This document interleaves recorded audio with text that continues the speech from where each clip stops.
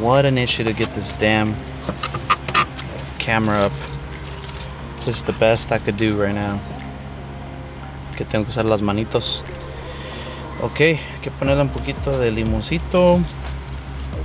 Where is the damn spoons for these beans? Some things, man, some things are so easy to do to make a customer happy, and they don't do them. They forgot to add the damn spoon and the napkins. Ay, ay, ay, mi gente, ¿por qué? Why? That should be automatic. You shouldn't even, it should be like breathing. Luckily, the tacos, you could just ground by tortilla. Sheesh.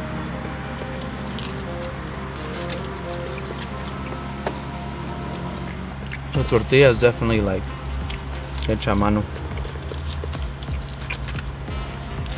which is a big plus. What I also appreciate is that they're using the big shrimp. It's probably the size that I use, or even a little bigger. Well, that's a big plus. I like that it has a pretty good crunch. Picnic cabbage, una salsa anaranjada, which is not spicy.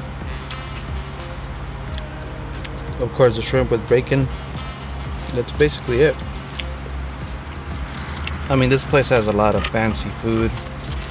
Well, not fancy, but just a little bit more expensive and, you know, better quality. More handmade tortillas.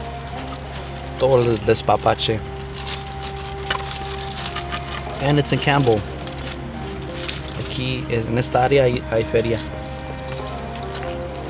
Well, these tacos were like $12 before tax or something. Yeah, con tax. Su tip y todo, like $15 something. But definitely not cheap. 15 in the east side. By itself, at least a good 4 or 5 tacos, solid ones too. And they had the cebollita with the chiles toreados and all that on the east side.